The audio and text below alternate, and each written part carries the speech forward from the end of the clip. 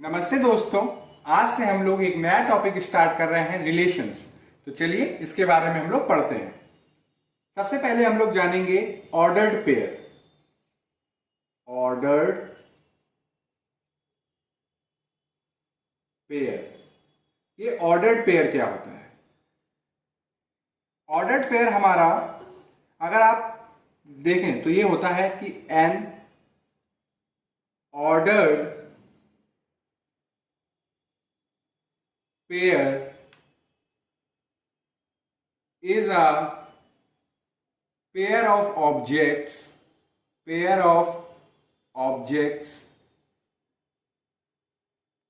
taken in a specific order। यानी कि अगर दो ऑब्जेक्ट्स लें और उनको हम लोग एक स्पेसिफिक ऑर्डर में लिखें तो वो हमारा कहलाएगा ऑर्डर्ड पेयर। जैसे कि ए और बी हमारे दो ऑब्जेक्ट्स हैं। जैसे क्या है? ऑब्जेक्ट्स। अगर हम इनको ऐसे लिखें ए कॉमा बी और इनक्लोज कर दें पैरेंथेसिस से, तो ये हमारा एक ऑर्डर्ड पेयर है। ये क्या है? हमारा ऑर्डर्ड पेयर, जिसमें जो ए है ये कहलाएगा first member, in which A is called the first member. और जो बी है इसको हम लोग कहेंगे second member. B is called the second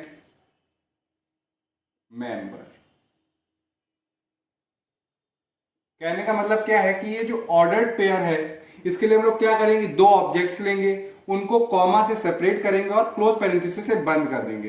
तो इस फॉर्म में जो रिप्रेजेंटेशन होता है ये हमारा क्या कहलाता है? Ordered pair. और इसमें ऑर्डर का बड़ा मीनिंगफुल है। जैसे कि आप देखें, अगर आपके पास शॉक्स है एक ऑब्जेक्ट और एक ऑब्जेक्ट है शूज, यानी कि एक मोजा है एक जूता है, तो सबसे पहले पहनने का क्या तरीका है? सबसे पहले आप शॉक्स पहनोगे, देन आप शूज पहनोगे। यानी कि सबसे पहले आपको मोजे पहनने होंगे तभी तो आप जूते पहनोगे। अब ऐसा तो नहीं कर सकते कि पहले जूते पहन लिए फिर आपने शॉक्स पहने। ये तो देखा जाए इनलॉजिकल है। यानी कि ये जो ऑर्डर्ड पेयर है इसमें जो ऑर्डर है ये एक मीनिंग होती है इसकी, इसलिए बता रहे हैं कि आप ऑर्डर्ड पेयर में यानी कि एक स्पेसिफिक ऑर्डर में लिए गए। तो उसी प्रकार जैसे आप रियल लाइफ में देखें तो सबसे पहले आपको अगर अच्छे से वेल मेंटेन जाना है तो सबसे पहले आपको शॉक्स पहनना होगा, फिर आपको शूज पहनना है। ऐसा नहीं है कि जूते के ऊपर आपने मोजा पहन लिया, ये बिल्कुल इलॉजिकल हो जाएगा। इसी तो आपको समझाने के लिए मैंने ये एग्जाम्पल दिया। तो आई होप कि आपको ये समझ में आया होगा कि ऑर्डर्ड पेयर क्या होता है। यानी कि दो ऑब्जेक्ट्स को आप अगर इस फॉर्म में लिखें तो ये हमारा एक ऑर्डर्ड पेयर होता है। अब एक बात बहुत ध्यान से देखिए बच्चों, curly bracket A comma B और पैरेंथेसिस ए कॉमा बी, ये क्या इक्वल होते होंगे? नहीं, ये दोनों ही अलग अलग चीजें हैं। For curly bracket A comma B is a set, ये हमारा सेट होता है। Whereas parenthesis A comma B is an ordered pair. बच्चों मैं ऊपर लिख रहा हूं, pair is an ordered pair. A comma B parenthesis में ऑर्डर्ड पेयर होता है। अगर कर्ली ब्रैकेट में ए कॉमा बी है तो ये एक सेट को रिप्रेजेंट करता है। एक चीज और आपको बता दें इसमें कि ए कॉमा बी और बी कॉमा ए ये दोनों सेम नहीं होते, ये दोनों अलग अलग होते हैं। आप ए कॉमा बी अलग हमारा चीज बताएगा, बी कॉमा ए अलग बताएगा। आप ये ना करिएगा कि इंटरचेंज कर दिया कि बी को हमने फर्स्ट मेंबर बना दिया और ए को मैंने सेकंड मेंबर बना दिया, तो ये दोनों चीजें सेम रहेंगी। क्योंकि अभी हम लोगों ने शॉक्स और शूज का एग्जांपल देखा कि एक ऑर्डर एक मीनिंग देता है। तो ये ए कॉमा बी और बी कॉमा ए दोनों ही अलग अलग होंगे unless unless A equal to B. अब ये अगर ए और बी दोनों बराबर होंगे तो ए कॉमा बी और बी कॉमा ए इक्वल होंगे, यानी कि ए कॉमा ए और ए कॉमा ए ये तो इक्वल है, मगर ए कॉमा बी और बी कॉमा ए हमारा इक्वल नहीं माना जाएगा। अगर इनको इक्वल होना होगा तो ए और बी को दोनों को सेम होना पड़ेगा। तो ये रही बात हमारी ऑर्डर्ड पेयर की। अब बात करते हैं कार्टेशियन प्रोडक्ट। कार्टेशियन प्रोडक्ट, ये कार्टेशियन प्रोडक्ट क्या होता है? कार्टेशियन प्रोडक्ट को समझना है तो हमने दो सेट लिए, let A and B are two non empty sets. दो नॉन एम्प्टी सेट्स हैं हमारे ए और बी। अगर आप उनको ऐसे लिखें, कैसे? ए क्रॉस बी, यानी कि ए क्रॉस बी, और ये सेट हो ऑर्डर्ड पेयर्स का। किसका सेट हो? ऑर्डर्ड पेयर्स का। अब देखिए ध्यान से, सेट ए हमारा सबसे पहले है, तो जो ऑर्डर्ड पेयर में जो फर्स्ट मेंबर होगा वो कहां से आएगा? सेट ए से आएगा, यानी कि A comma B. A cross B का मतलब क्या हुआ कि set of ordered pairs A comma B for all. Set A हमारा सबसे पहले है, तो फर्स्ट मेंबर कहां से आएगा? सेट ए से। A belonging to capital A. Set B हमारा बाद में है, तो सेकंड मेंबर ऑर्डर्ड पेयर का सेट बी से आएगा। सेकंड मेंबर किससे आ रहा है? सेट बी से। तो इस फॉर्म का रिप्रेजेंटेशन यानी कि कार्टेशियन प्रोडक्ट कहलाता है, यानी कि सेट ऑफ ऑर्डर्ड पेयर्स हमारा कार्टेशियन प्रोडक्ट कहलाएगा ए क्रॉस बी। अब इसको समझने के लिए हम लोग एग्जाम्पल ले लेते हैं, उससे आपको अच्छे से समझ में आएगा। जैसे मानिए एग्जाम्पल, एक सेट ए है जिसमें एलिमेंट है 1 2 3 5, और एक सेट है बी जिसमें एलिमेंट है 2 और 4। ये अब हमें कार्टेशियन प्रोडक्ट लिखना है A cross B. A cross B तो ये कैसा होगा, इसको ध्यान से देखिए। ऑर्डर्ड पेयर्स होंगे जिसमें कि जो फर्स्ट मेंबर होगा, क्योंकि सेट ए पहले लिखा हुआ है तो फर्स्ट मेंबर कहां से लेंगे हम लोग? सेट ए से लेंगे, तो 1। और 1 सारे सेट बी के जितने मेंबर होंगे उन सबके साथ रिलेट करेगा, तो यानी कि 1, 2, यानी कि 1, 2 एक ऑर्डर्ड पेयर, फिर 1, 4, फिर 2। फर्स्ट मेंबर हम लोग कहां से ले रहे हैं? सेट ए से, क्योंकि सेट ए पहले है, और सेकंड मेंबर हम लोग कहां से ले रहे हैं? सेट बी से, क्योंकि ये बाद में है। तो 1 का हमने क्या किया? 1, 2, 1, 4। अब देखिए 2, 2, 2 फर्स्ट मेंबर से, और ये 2 कहां से? सेकंड मेंबर सेट बी से। 2, 4, फिर 3, 2, फिर 3, 4, फिर 5, 2, फिर 5, 4। ये क्या हो गया? ए क्रॉस बी। अब अगर मैं बी क्रॉस ए निकालना हो, बी क्रॉस ए, अब क्या है? सेट बी पहले है, तो फर्स्ट मेंबर कहां से लेंगे? सेट बी से, और सेकंड मेंबर कहां से लेंगे हम लोग? सेट ए से। तो देखिए 2, रुकिए,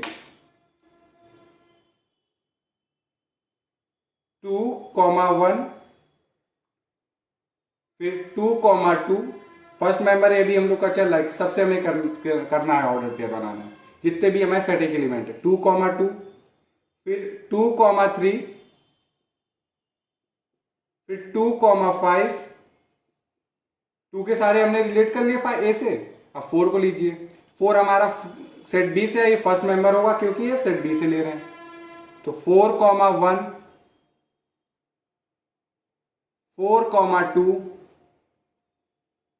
4,3, 4,5, ये हो गया हमारा B cross A cross B भी हम लोगों ने निकाल लिया और बी क्रॉस ए भी निकाल लिया। अब जरा आप ध्यान से देखिए,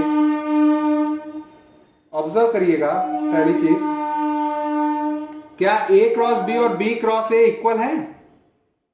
ए क्रॉस बी और बी क्रॉस ए क्या इक्वल है? तो आप देखेंगे कि ये इक्वल नहीं है। जैसे कि आप 1,2, इसमें एलिमेंट है ए क्रॉस बी का, क्या 1,2 बी क्रॉस ए में है? आप देखिए 2,1 है, 2,2 है, 2,3 है, 2,5 है, 4,1 है, 4,2 है, 4,3 है, 4,5, मगर 1,2 नहीं है। तो यानी कि जब एलिमेंट्स हम लोगों के सेम है ही नहीं दोनों सेट्स में, तो इक्वल होने की बात ही नहीं।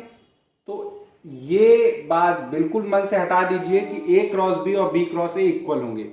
ये इक्वल नहीं होते, ये इक्वल नहीं होते। 1 मिनट बच्चों, मैं आया। अब देखिए, एक चीज और नोट करिए। नोट करने से पहले आप जरा नंबर ऑफ एलिमेंट्स काउंट करिए। सेट ए में कितने एलिमेंट्स है? 1 2 3 4, यानी कि सेट ए में कितने एलिमेंट्स है? 4। तो number of elements set A में कितने हैं? 4। सेट बी में कितने हैं? 1 2। तो नंबर ऑफ एलिमेंट, रुकिए यार, ब्लू वाला मार्कर चलिए नहीं रहा ढंग से।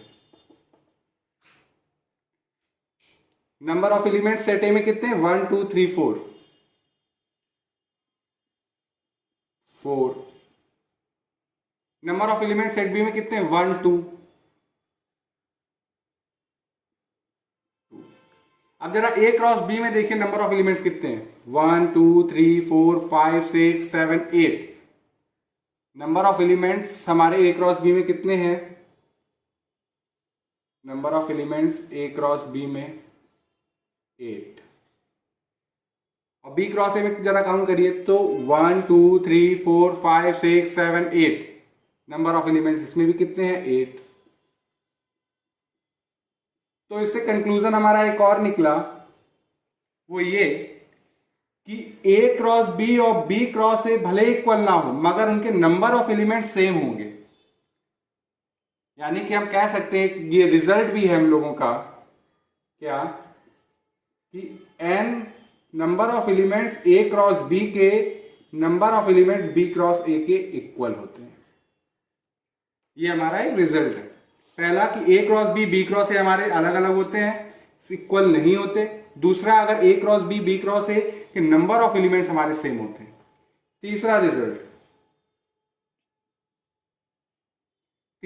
आप ये देखिए कि number of elements A cross B के कितने हैं? 8। 8 को आप ऐसे भी लिख सकते हो 4 इंटू 2। 4 क्या है? Number of elements of set A, और 2 क्या है? Number of elements of set B into.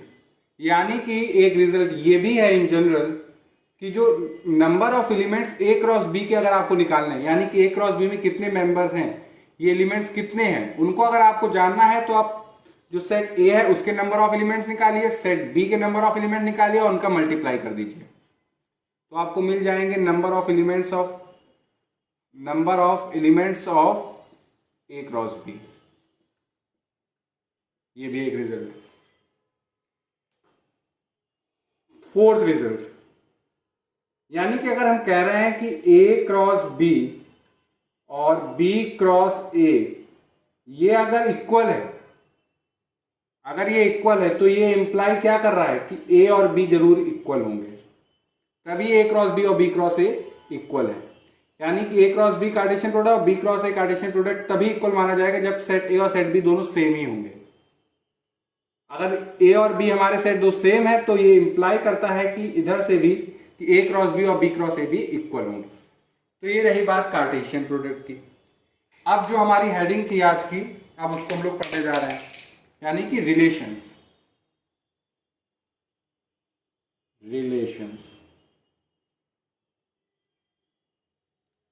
Relations क्या है हमारा? ए क्रॉस बी, यानी कि ये जो A क्रॉस B है, इसके जितने भी सबसेट होंगे वो सारे हमारे क्या कहलाएंगे, रिलेशंस। यानी कि A क्रॉस B जो है कार्टेशियन प्रोडक्ट, इसके जितने भी सबसेट होंगे ये सारे क्या कहलाएंगे, हमारे रिलेशंस। दैट इज, अगर हम इसको वर्ड्स में लिखें कि every subset of A cross B is a relation. यानी कि प्रत्येक सबसेट A क्रॉस B का, A क्रॉस B के जितने भी सबसेट होंगे वो सारे क्या कहलाएंगे, रिलेशंस कहलाएंगे। Is a relation from A to B। वो रिलेशन कहलाएंगे कहां से कहां तक, from A to B। Relation है क्या, एक संबंध। यानी कि सेट A के एलिमेंट्स को आप सेट B के एलिमेंट से कैसे रिलेट कर रहे हो अंडर गिवन कंडीशन, वो हमारा क्या कहलाएगा, रिलेशन। इसको समझने के लिए हम लोग एक काम करते हैं, एक रिलेशन डिफाइन करते हैं। सपोज अ रिलेशन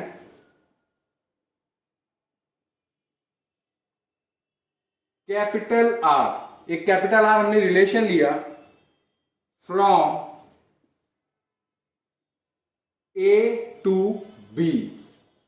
A से B एक हमने एक रिलेशन लिया कैपिटल R जो कि है is less then, is less then. मतलब क्या कि सेट A, जो कैपिटल सेट A है, इससे आप एक एलिमेंट लोगे। कैपिटल सेट B है, इससे आप एक एलिमेंट लोगे। और is written in the form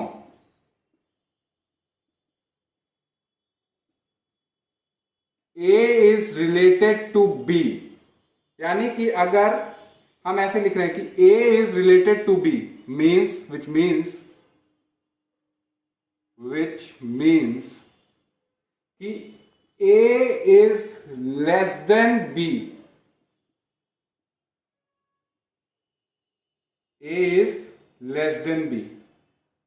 यानी कि एक हमने रिलेशन डिफाइन किया from set A to set B, क्या, इज लेस देन। यानी कि सेट A से एलिमेंट लेंगे, सेट B से एलिमेंट लेंगे, और अगर वो हमारी ये कंडीशन को सेटिस्फाई करें, यानी कि सेट A का एलिमेंट सेट B के एलिमेंट से छोटा हो, तो उन सारे एलिमेंट्स का, उन सारे कोऑर्डिनेट पेयर का कलेक्शन हमारा क्या कहलाएगा, कैपिटल R, एक रिलेशन।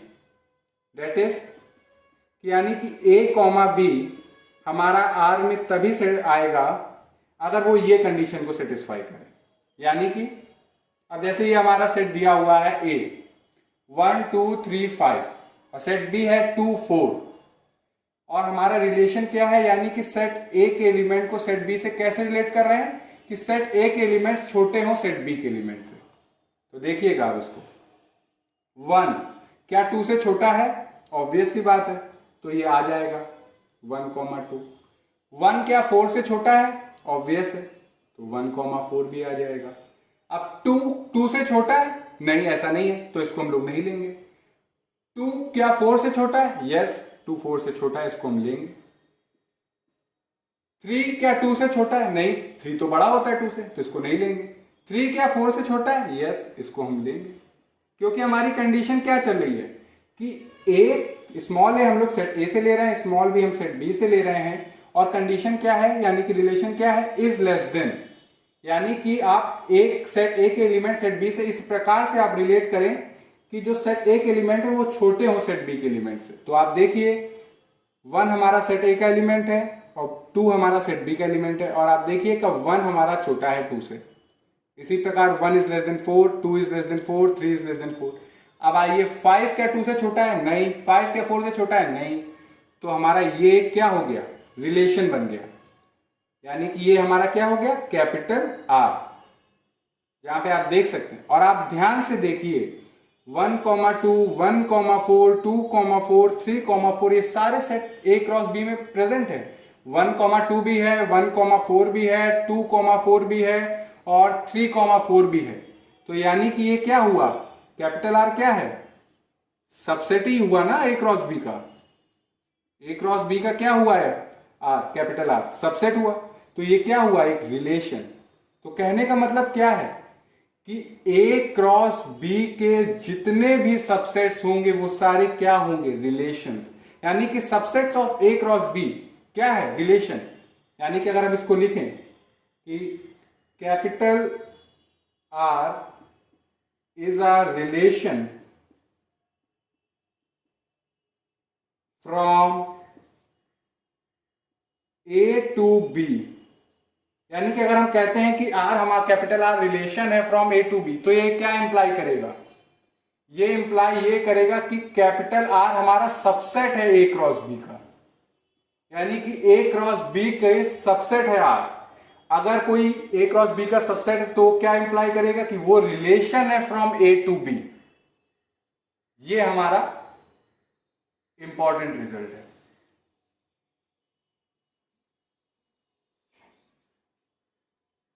ये यानी कि अगर आर हमारा रिलेशन है ए से बी, तो ये क्या इंप्लाई कर रहा है कि आर जरूर सबसेट है ए क्रॉस बी का। और अगर आर हमारा सबसेट है ए क्रॉस बी का, तो ये क्या इंप्लाई कर रहा है कि आर हमारा रिलेशन है फ्रॉम ए टू बी। ये रही बात। अगर आपको लिखना है आर कैसे, सिंबॉलिकली अगर आप देखना चाहें, तो सेट ऑफ ऑर्डर्ड पेयर्स, जहां पे स्मॉल ए बिलोंग कर रहा है कैपिटल ए से, स्मॉल बी बिलोंग कर रहा है कैपिटल बी से, और A is related to B, ऐसे हमारा रिलेशन डिफाइन हुआ। Where A R B indicates A is capital R related to B. To B. ये हमारा सिंबॉलिकली हम लोग रिलेशन को कैसे डिफाइन कर सकते हैं, a comma B, a belonging to capital A, small b belonging to capital B, a is related to B. यानी कि अगर कोई गिवन कंडीशन हमारा सेटिस्फाई कर रहा है तो वो रिलेशन है। रिलेशन होने के लिए फिर से बच्चों मैं एक बार कह रहा हूं कि अगर आर हम कह रहे हैं रिलेशन है ए से बी, तो आर जरूर सबसेट है ए क्रॉस बी का। और अगर आर हमारा सबसेट है तो ये मान के चलिए कि आर हमारा रिलेशन है फ्रॉम ए टू बी। अब बात आती है कितने रिलेशन हो सकते हैं, कि नंबर ऑफ पॉसिबल कितने रिलेशन हो सकते हैं हमारे। जैसे हमारा कोई सेट दिया हो, तो अब यहां पे देखिए, अगर रुकिए एक मिनट, कि अगर सेट ए के पास m एलिमेंट्स हैं, इफ कैपिटल ए, यानी कि कैपिटल ए ऐसे समझ में नहीं आया इसलिए लिखते हैं, if set A has m elements and set capital B has n elements, यानी कि सेट ए है जिसमें m एलिमेंट्स हैं, सेट B है जिसमें n एलिमेंट्स हैं, तो आप देखिए then set A cross B, A cross B जो होगा इसमें कितने एलिमेंट्स होंगे। अभी हमने देखा number of elements A cross B के अगर आपको निकालने हैं, तो आपको अगर number of elements set A के पता है, number of elements set B के पता है, तो उनका मल्टीप्लाई कर दीजिए। तो हमें सेट ए के एलिमेंट्स पता है, सेट एन के, सेट बी के एलिमेंट पता है, तो ए क्रॉस बी में कितने एलिमेंट्स होंगे, एम एन, मल्टीप्लाई हो गया, has M N elements, M N elements होंगे। तो number, total number of relations कितने होंगे, total number of relations from A to B, A to B total number of relation कितने होंगे, जो total number of subset A cross B के, यानी कि नंबर ऑफ सबसेट्स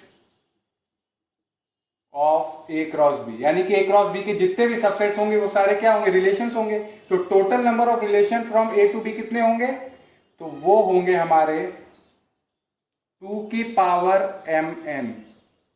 फिर से एक बार आपको रब करके बता देता हूं, ये तो मैंने आपको बताने के लिए था। यानी कि टोटल नंबर ऑफ रिलेशन अगर फ्रॉम ए टू बी आपको देखने तो वो कितने होंगे, 2 की पावर mn, जहां पे m क्या है, number of elements of set A, यानी कि इसको ऐसे भी लिख सकते हैं, नंबर ऑफ एलिमेंट्स आप ऐसे भी डिनोट कर सकते हैं, और number of elements of set B.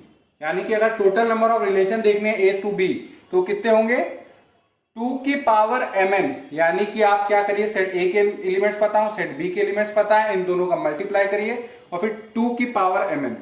तो ये इतने रिलेशंस हमारे होंगे। दो अगर हमारे सेट गिवन हो तो टोटल नंबर ऑफ रिलेशन कितने होंगे, 2 की पावर mn। अब बोर्ड छोटा है तो मैं रब करके आपको इसके आगे की बात बताता हूं।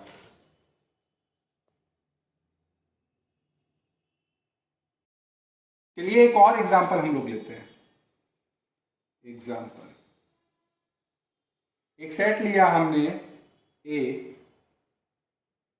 2 3 5 9, और एक सेट लिया बी जिसमें एलिमेंट है 4 6 9 15 25। अब एक हम लोग रिलेशन डिफाइन करते हैं, क्या देखिएगा, suppose a relation from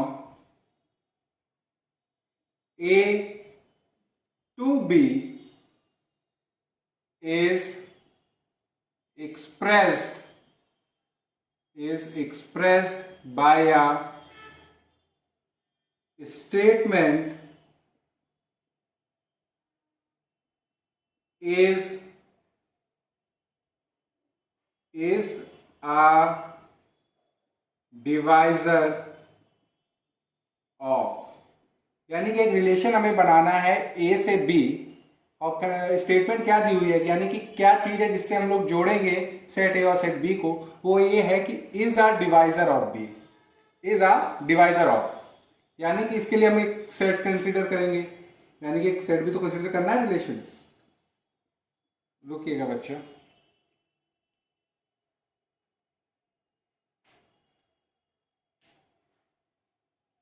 consider the set, एक सेट हम लोग कंसिडर करेंगे कैपिटल आर, ठीक है, of ordered pairs A comma B satisfying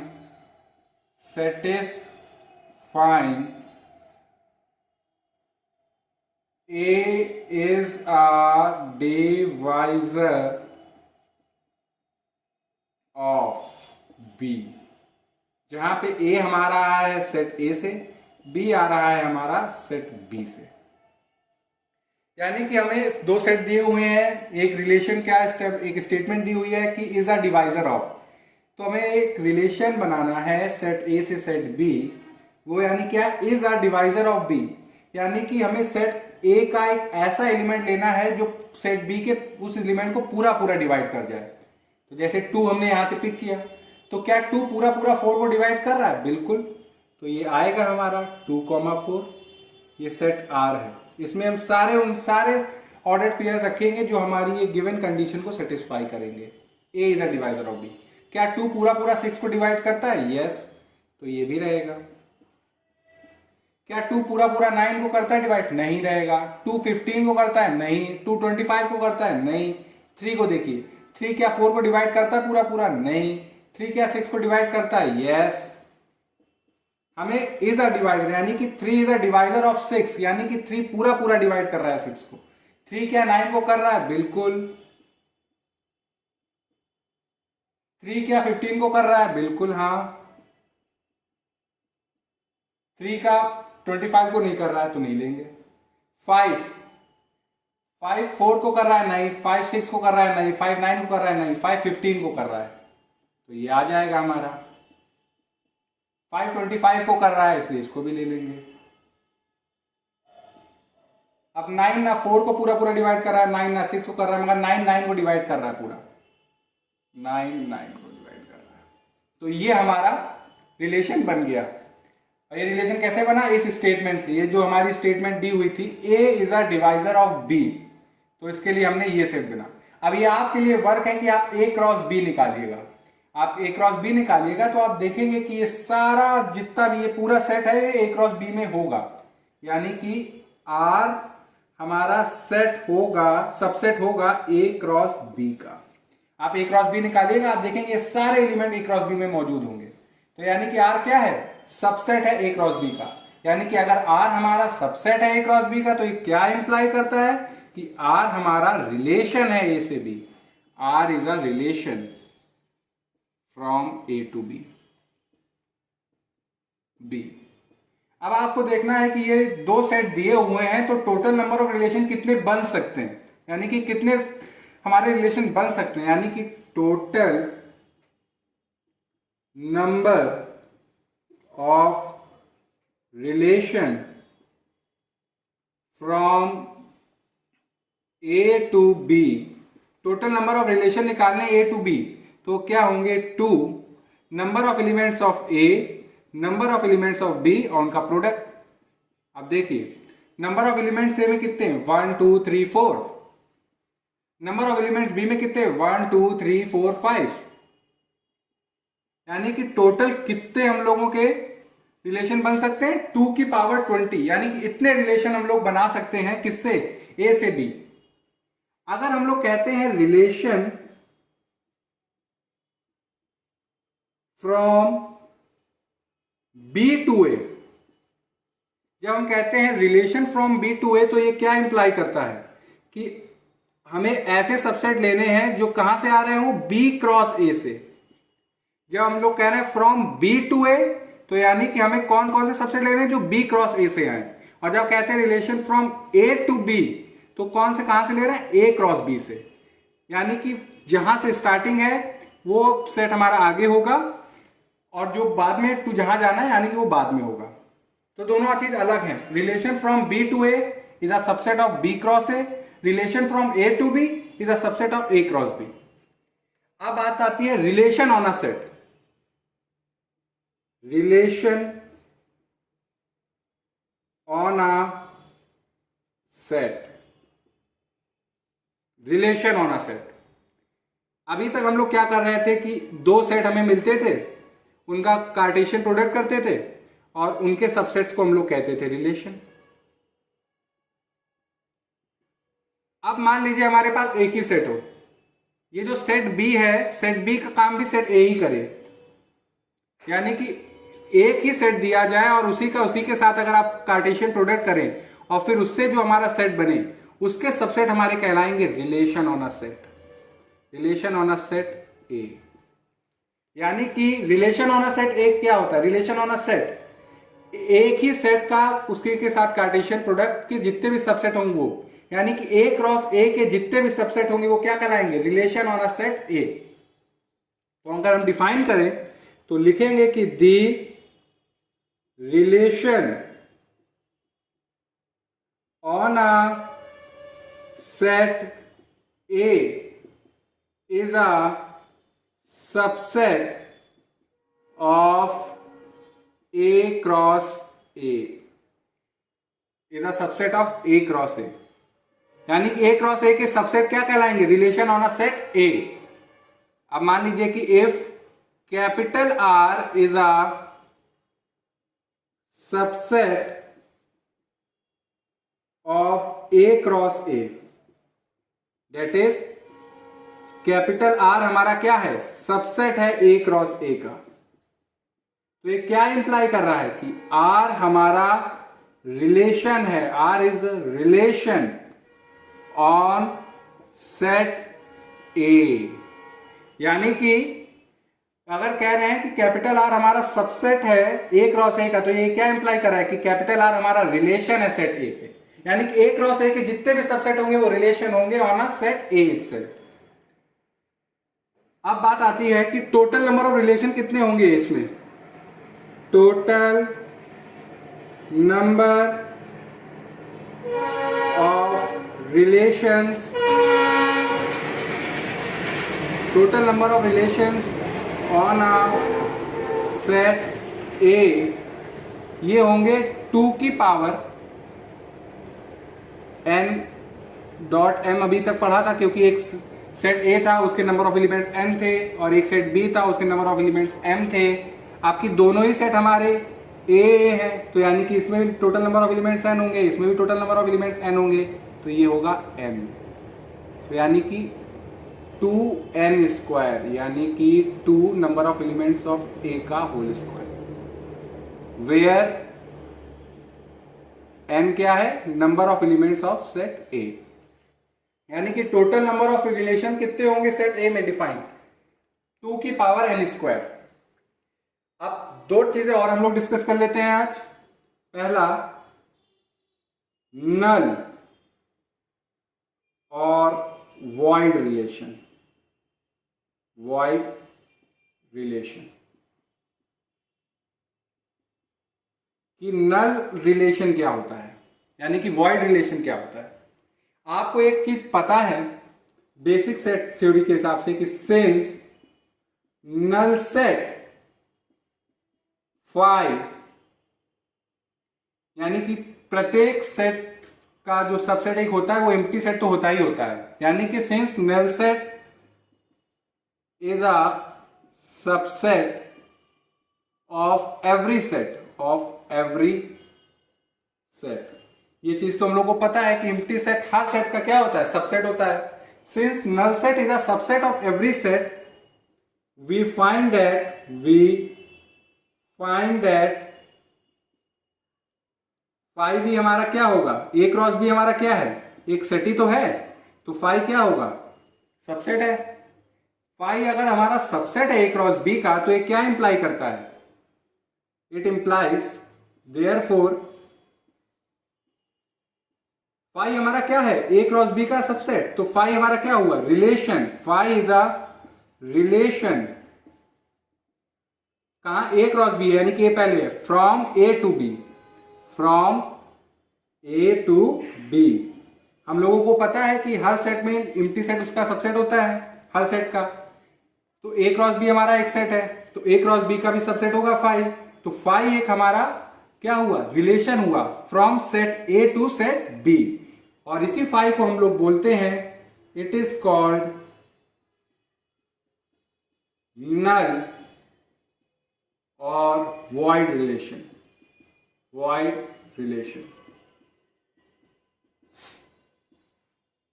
अब बात आती है, एक और रिलेशन है हमारा यूनिवर्सल रिलेशन। यूनिवर्सल रिलेशन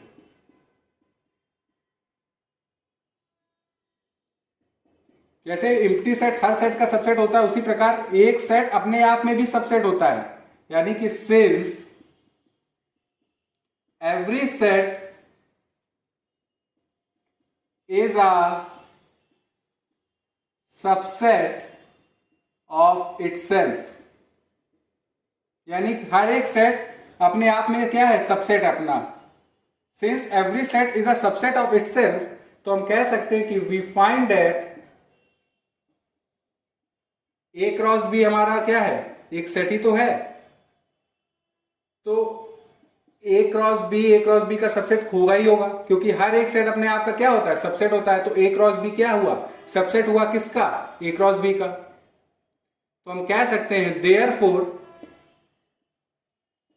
ध्यान दीजिए, ए क्रॉस बी अपने आप में ही सबसेट है अपने आप का, यानी कि ए क्रॉस बी का सबसेट ए क्रॉस बी भी होगा। तो देयरफॉर ये हमारा सबसेट है, therefore A cross B is a relation, क्योंकि ये सबसेट है किसका, ए क्रॉस बी का। Therefore A cross B is a relation from